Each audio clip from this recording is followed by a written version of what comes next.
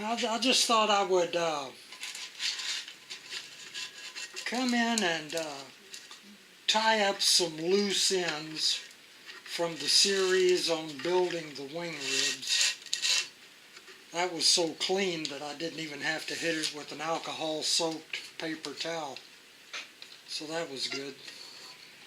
Now we're all set to finish up all of these verticals and diagonals on the ribs.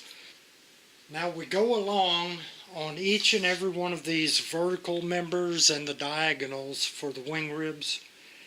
Once all of the templates are set and the jig is proven, then we'll go along and we'll cut out every vertical and diagonal piece that we're going to need. For this airplane, we're going to have, we're going to assume 31 ribs. It's not going to take that many, so we'll have one to hang on the wall. Usually is about the way it turns out.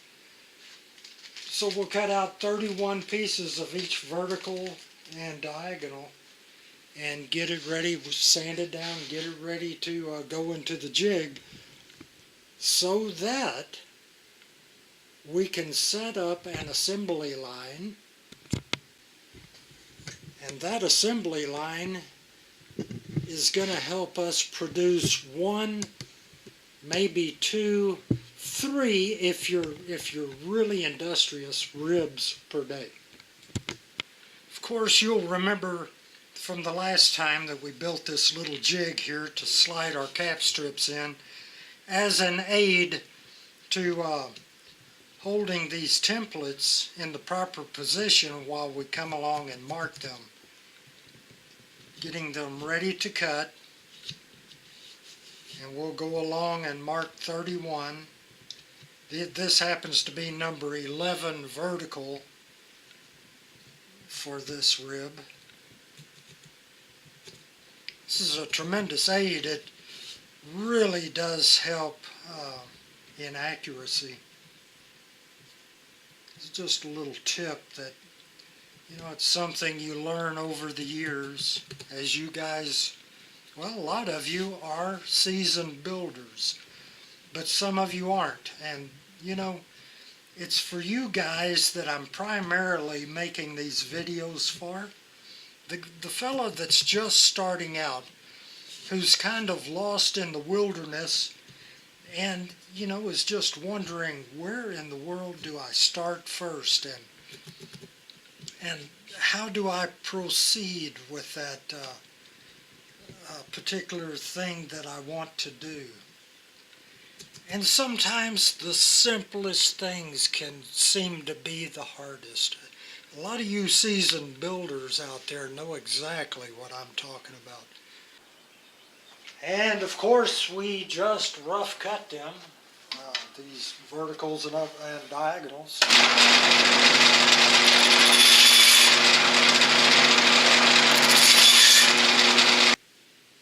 And then when we're through with the template, then we'll simply just save it with the rest of the templates for this particular airplane.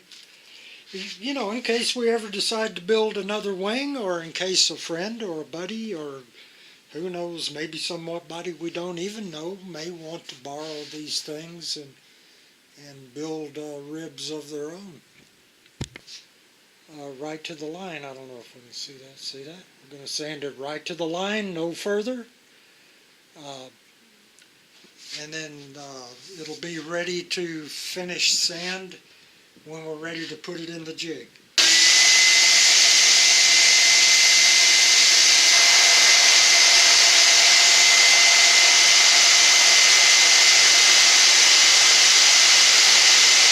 Now men, trust me, this is the most accurate way that you can do this that I have ever found. Unless you're, you know, laser cutting or what have you through a CNC machine. Barring having anything like that, you know, I imagine most of us are not that wealthy. We can't afford CNC and all. So this is the most accurate way that I've found to do it. Okay, there lies a stack of number 9 diagonals. Before we sand the fuzz off of those babies, I want to show you something. Okay, like I said, we're going to fit our number 9 diagonal, and we're also going to put in our number 10 upright.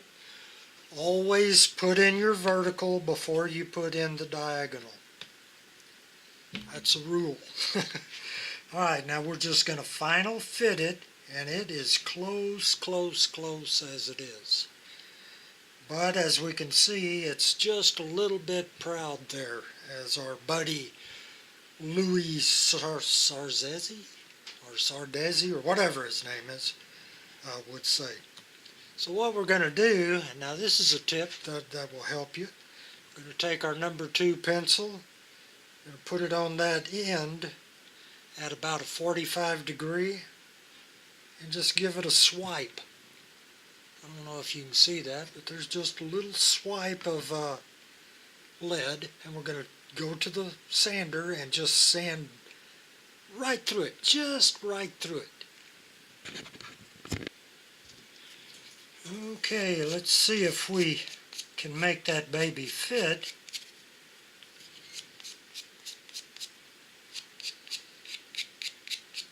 You know, some people say the devil is in the details.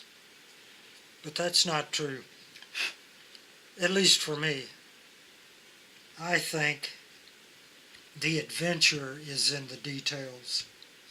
Ooh, looky there. Well, that went right in. Let's see about this diagonal here.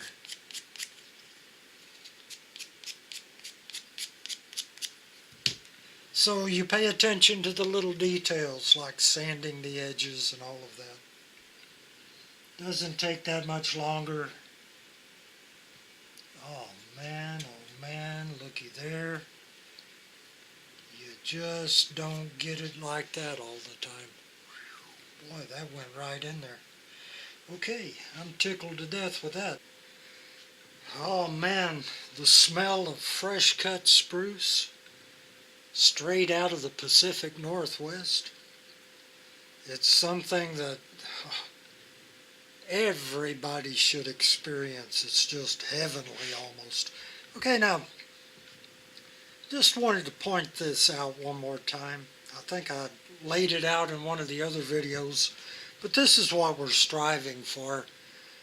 We're wanting every one of the center lines of our verticals and diagonals to come to a common point on our cap strip.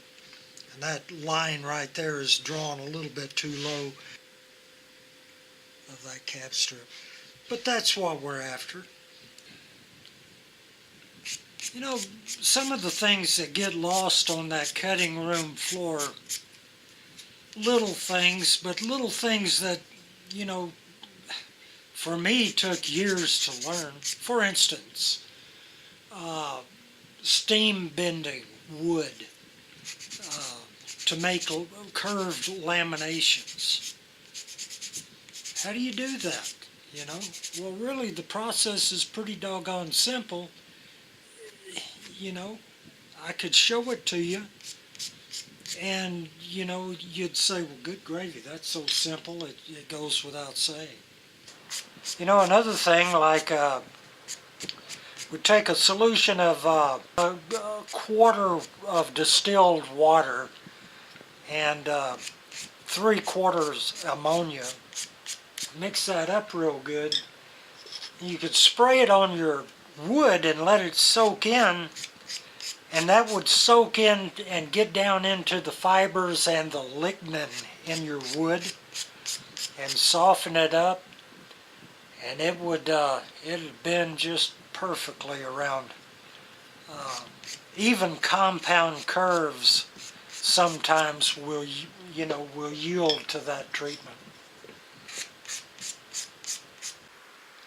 Okay, the sanding is done on number 9 diagonals. Time to label our bag and bag them up, and then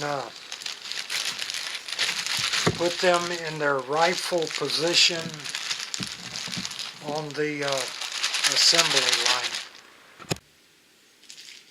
And so number 9 takes its rightful place.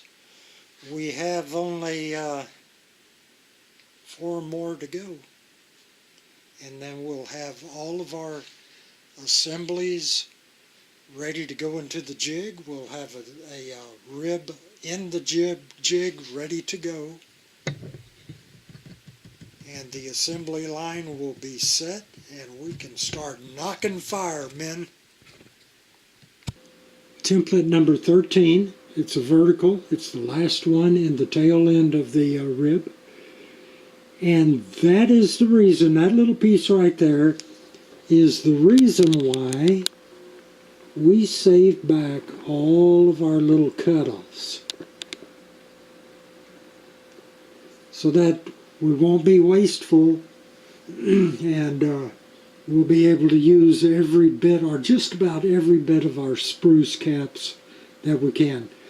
It's getting more and more expensive every day, so it's only thrifty to kind of, you know, save your cutoffs for where you can use them next.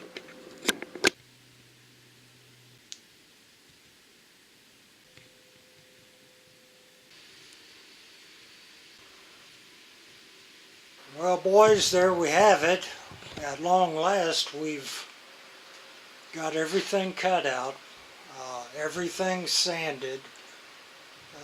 We're ready to roll. So it should take about, I don't know, a week and a few days of 6-hour days to get to this point. And by this point, I mean get a jig built, get all of the pieces that are going to be necessary, all of your verticals and your diagonals, your cap strips, your nose blocks, all of that. Get a proof of jig rib built. Get your assembly line set up.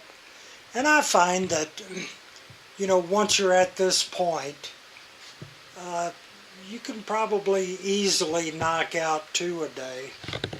Figure on 2 hours per rib. Some people that are really energetic can probably do 4, maybe even more than that. But if you're going to take the time and do a really good job, I think 4 a day is probably crowding it, because you're going to be worn out mentally and physically at the end of that work session. So one of my viewers PM'd me. He's a pretty young guy. Well, he's probably in his late 20s. He PM'd me. He's a man with a family. He's got a wife. He's got 2 kids. He's on a budget, as most of us were back in, you know, when we were going through all of that. He was concerned. He asked me, well, what do you expect the cost is going to be for this? Well, I told John, you know, you can spend anything you want to spend. I mean, for a peat and pole, if you really wanted to, you could probably spend $40,000, you know, depending on how much you had farmed out and all of that. But these now look, I know what it's like to be on a budget. When I built that airplane right there, I was in my early 20s, and you know, I had a couple of kids, I had a wife, we were going through a divorce. Money was tight, boys. And I wasn't making a fortune either. And that airplane quite literally was built over a 5-year period with nickels and dimes, and I am not joking. I would get to a point where I would need material. Of course, I'd try to be saving up as much as I could, and putting money back towards the airplane. And if I could get $20 a head, I'd go buy $20 worth of material and bring it back and work until that was exhausted, and during that time trying to save up for the next material run. So you fellows on a budget, don't get discouraged. You can do this a little bit at a time and in a reasonable amount of time. Now these ribs, let me break down what I've spent on these, on material. Now I'm figuring it takes 3 1/4-inch square spruce cap strips, 6 feet long, 3 per rib. Now each one of those cap strips at Aircraft Spruce and Specialty is going to run about $2. So you're going to have $6 for cap strips, the verticals and the diagonals, in spruce. Then for the 1/4-inch nose blocks, that's 1/4-inch mahogany. And unless your designer, the designer of your airplane, unless he specifies otherwise, for instance, if he says nose blocks built out of 5-ply birch plywood, unless he specifies something like that, I would build out of aircraft mahogany plywood. And the reason is, well, there's a couple of reasons. It's a little bit cheaper than birch, and it's a little bit lighter too. And if you can add lightness or take away weight, you're doing a good job. Plus, I think it's pretty. Now the 1/4-inch 3-ply mahogany plywood, a 2 foot by 4 foot sheet, is going to run about $62, and that's about what how much you're going to have for those nose blocks. For all the gussets, that is 1/16 3-ply mahogany. That's also out of a 2 by 4 sheet, and that was approximately $45. Nails, you can buy aircraft nails. Half a pound is going to run you about $8.50. And glue, you can spend what you want on glue. If you're going to use T88, it's going to be expensive. If you're going to use Titebond 3, well, that's up to you. It's a whole lot less expensive.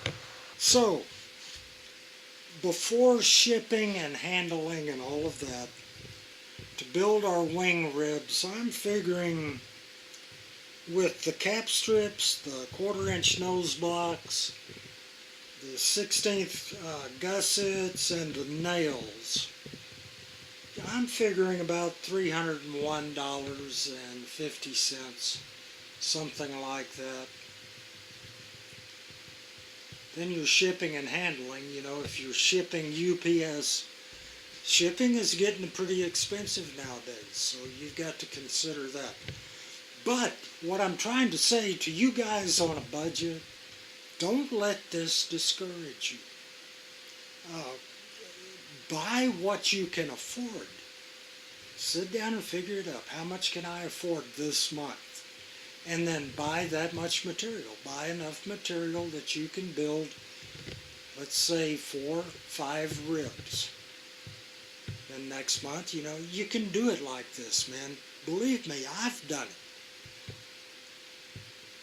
So don't get discouraged. If you're on a budget, well, dadgum boys, most of us have been at one time or another. So you just follow your dreams. Jump in with both feet. Get in there and start building. And before you know it, you'll have an airplane. And there's something to be said about getting started on a project, and a project has a momentum.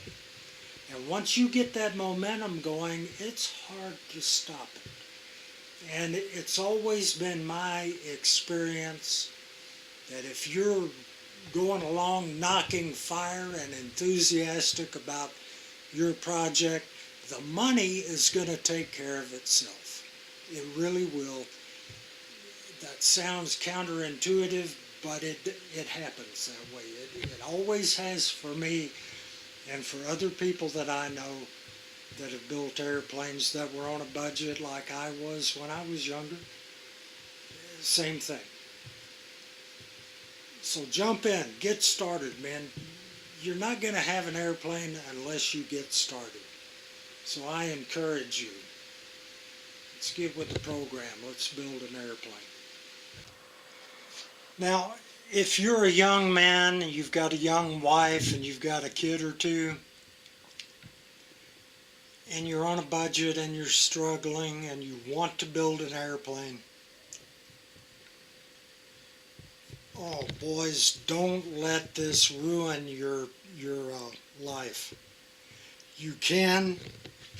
I've known a lot of people, well, I say a lot, a few, that let a project ruin their marriage. And a ruined marriage hurts children. So build your airplane, but do not let it interfere with your family. You take care of that family. You take care of those relationships. Even if you can only afford, after doing all of that and spending quality time with your family every week, even if you only wind up with $15 a week, that's $60 a month. You can build quite a few ribs for that. And time. Don't neglect your family. You sit down with your wife and you work out an agreement, For instance, if she, likes to go out and have girls' night out, well, encourage it. Send her off with the girls to a movie and to dinner and so forth and so on, and use that opportunity to get out there in the shop and knock some fire, and bring your kids right out there in the shop with you. Now make sure they can't get hurt, but kids love to be out there watching Daddy work, so you can be a good babysitter and at the same time be building your airplane. And the old saying is very, very true. A happy wife, a happy life. Now here I am talking, and I'm on my third marriage, boys, so I'm talking from experience. I was one of those goofballs that did let it interfere with my marriage in certain ways. Of course, there was a lot of other things wrong in those two marriages, but, I tended to lose myself in projects, and of course that wasn't healthy for the relationship. So boys, do as I say and not as I do. You take care of that family first, and then make an agreement with the wife. Even get her involved if you can. Make it a family project. So that's all I've got to say on that subject. Okay, zeroed the gram scale out. Now we've got the rib on it. This is a much more accurate scale.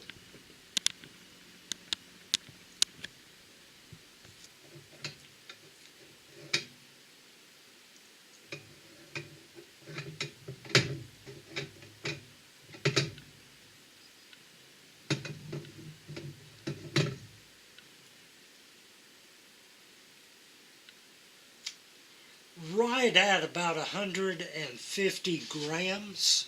What was it? 150 grams times 0.035 equals 5.25 ounces.